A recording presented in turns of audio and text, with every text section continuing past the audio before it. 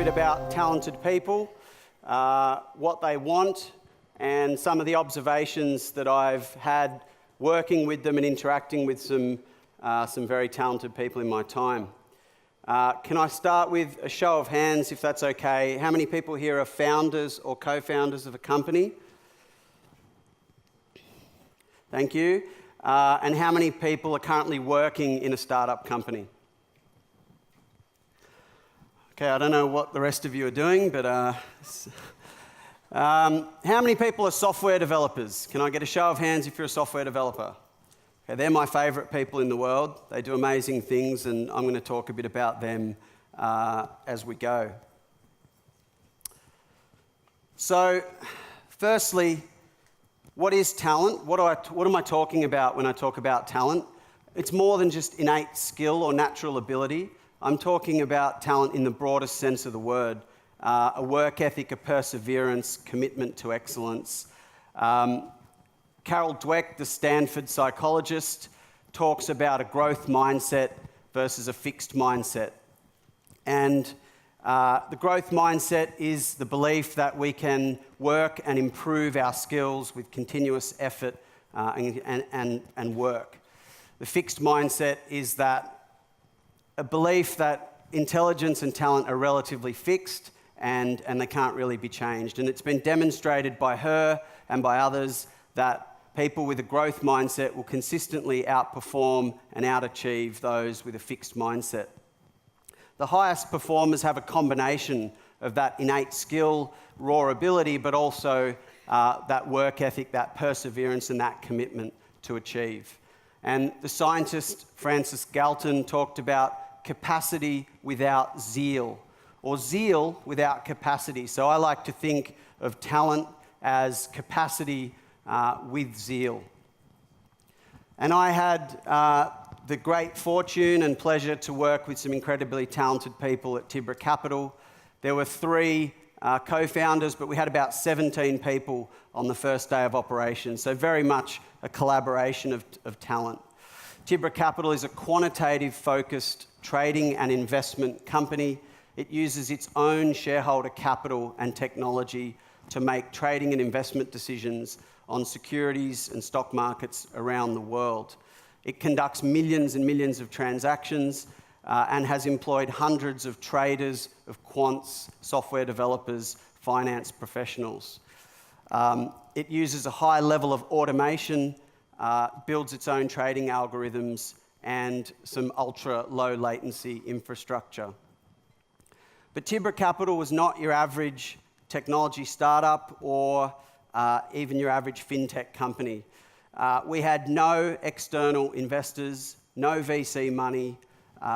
We had no customers, no clients, and we didn't sell or market any products or services to the public. We weren't selling anything, we weren't marketing anything.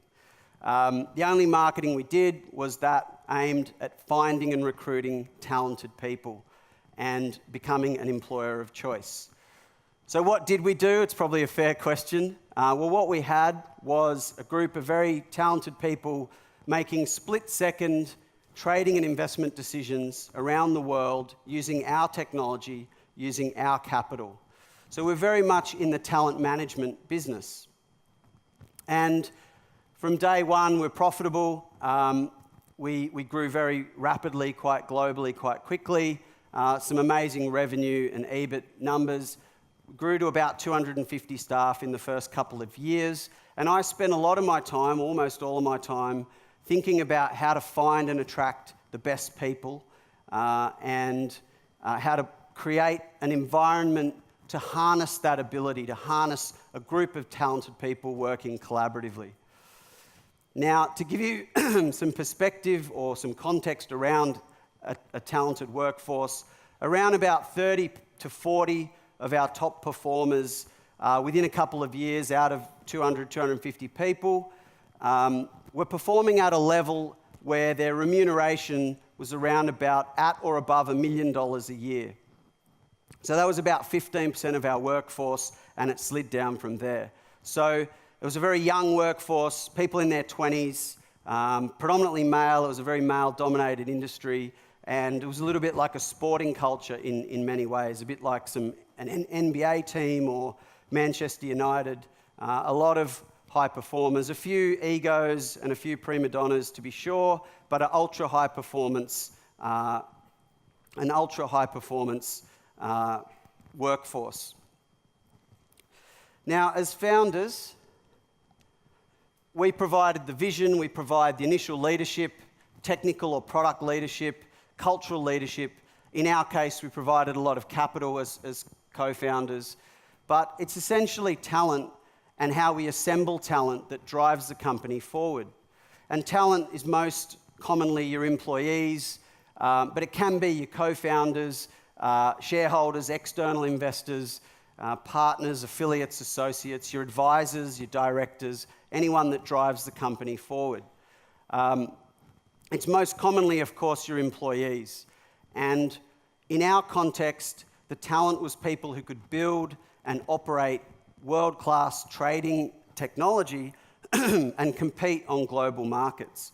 And more importantly, it was people who could compete in a high-pressure environment and in an environment where mistakes could be catastrophic.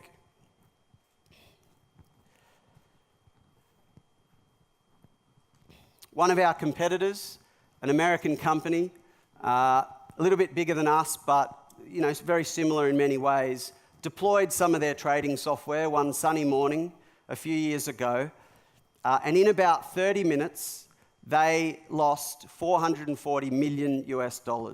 Their software was bad, they had a glitch, and it's been described as one of the most expensive software glitches of all time.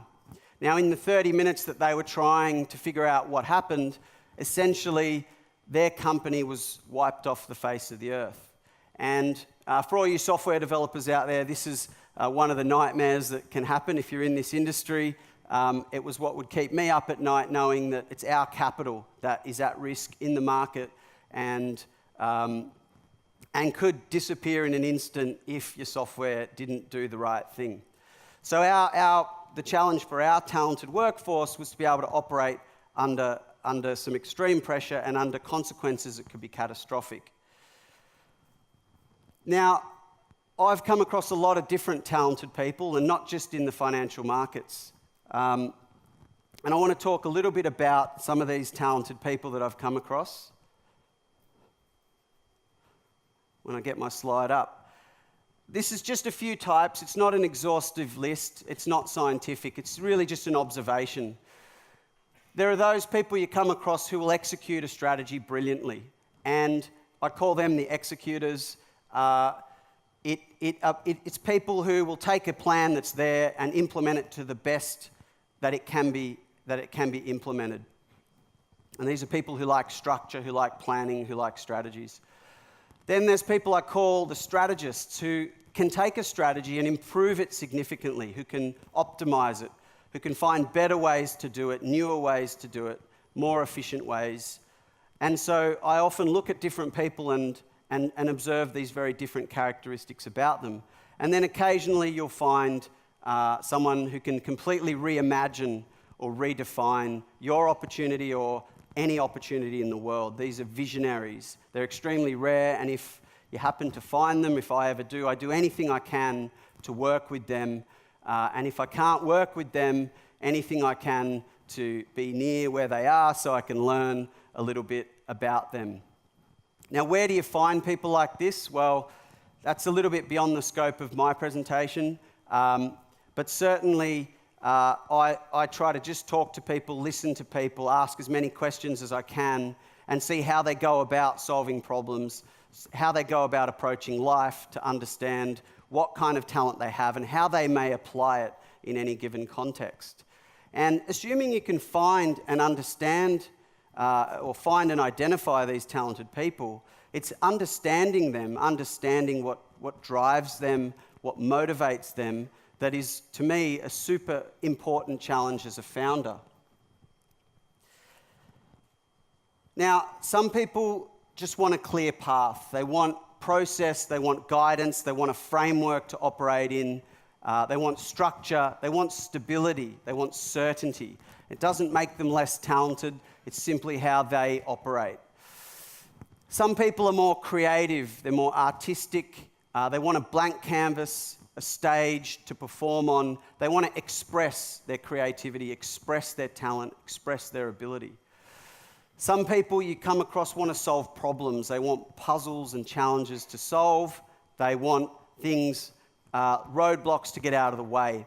And sometimes these people solve problems that you don't actually have or don't exist, but they're always trying to solve problems. And they may not fit into a structured environment as well as others. Some people just want to be part of something. They want to be part of a team. They love Friday afternoon beers more than the job itself. They want to be part of something bigger than themselves and something that has meaning. And these are very human traits. As I was just listening from back to what Andrew talked about, these are very human behaviours and they're very different. Some people want recognition. They want validation for their talent. They want their work to mean something. Others want fame and fortune. They want to change the world. They want to travel the world, leave a mark on the world, always something to do with the world. They've got big dreams, big ambitions. Some people just want to look after themselves, their families, their bills. They have very different mindset. They just want to look after the basics. So it's really important to remember that not everybody can be a founder, of course, or a co-founder. Not everybody wants to be, and different people have very different applications of their talents. So it's, to me,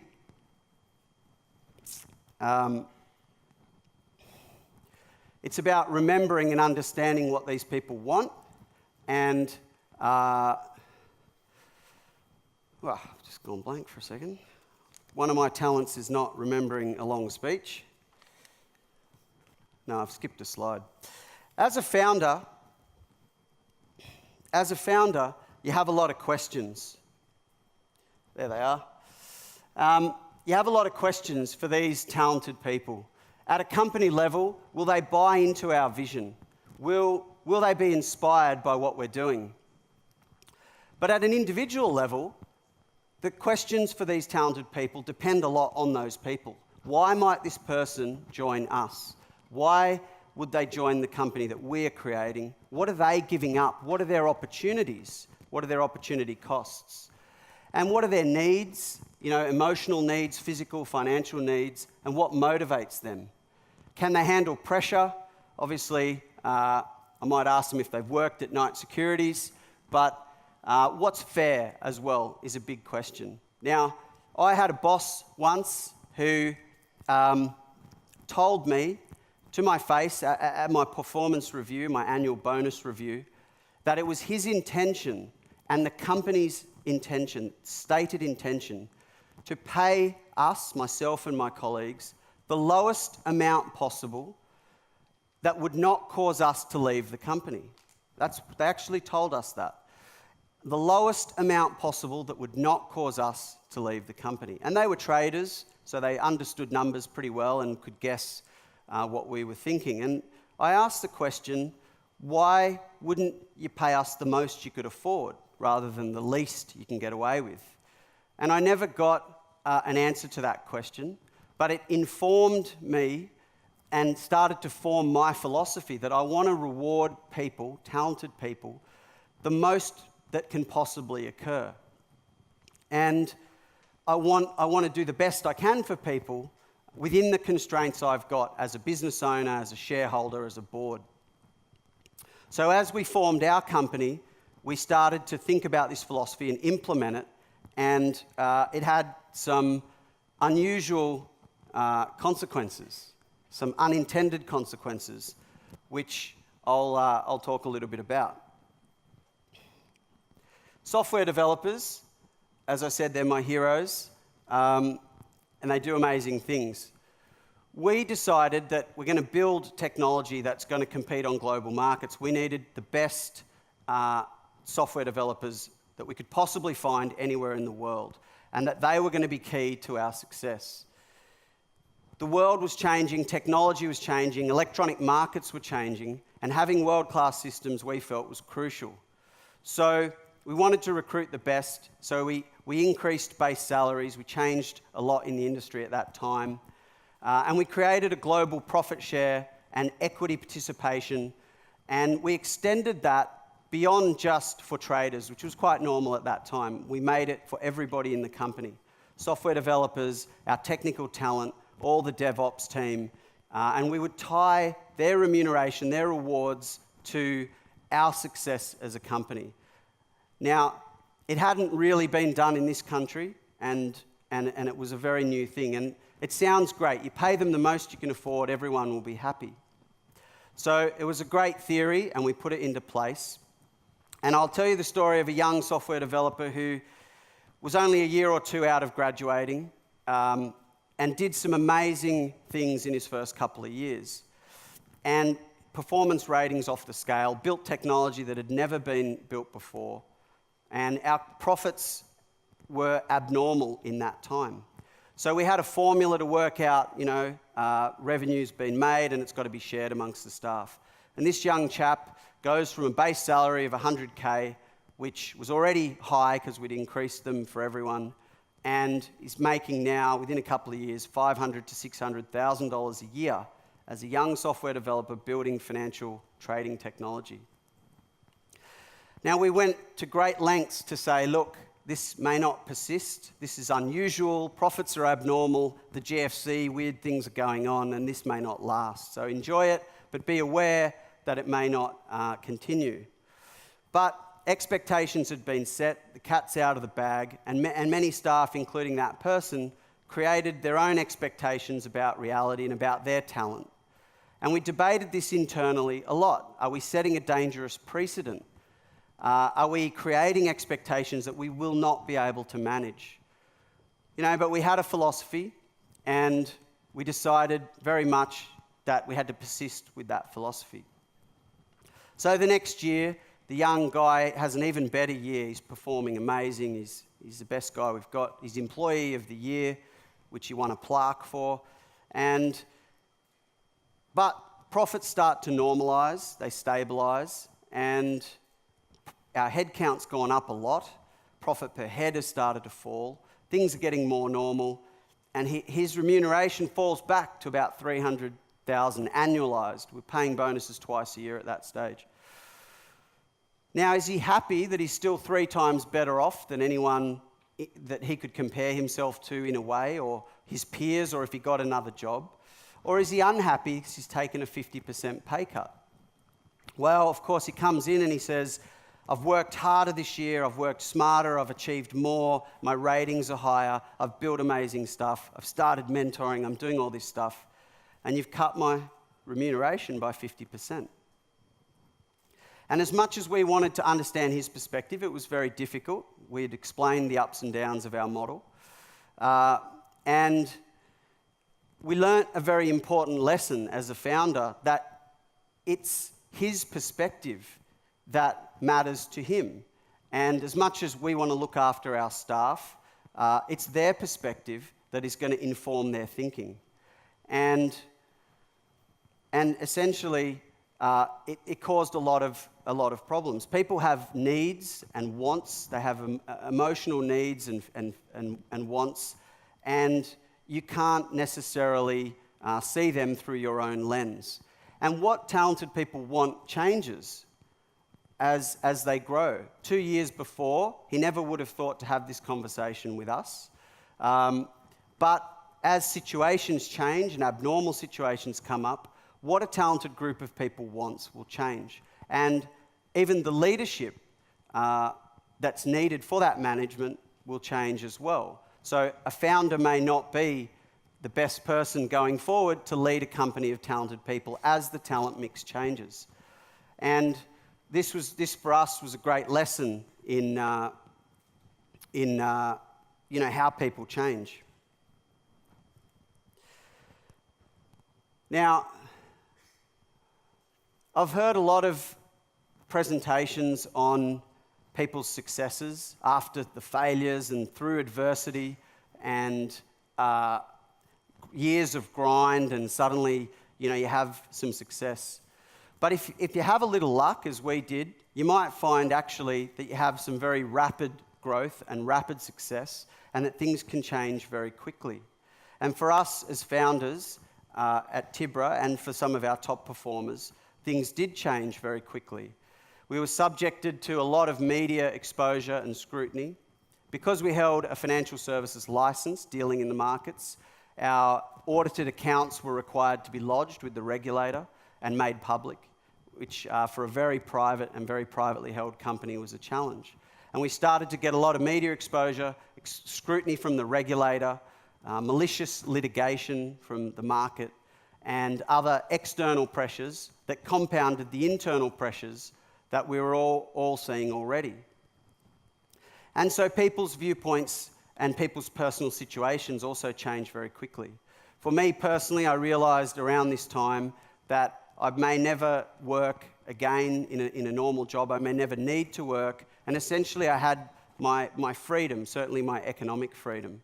But I also realised that a lot of people in the group, a lot of talented people, also had their freedom. And that kind of success can crystallise your thinking very quickly, as can failure.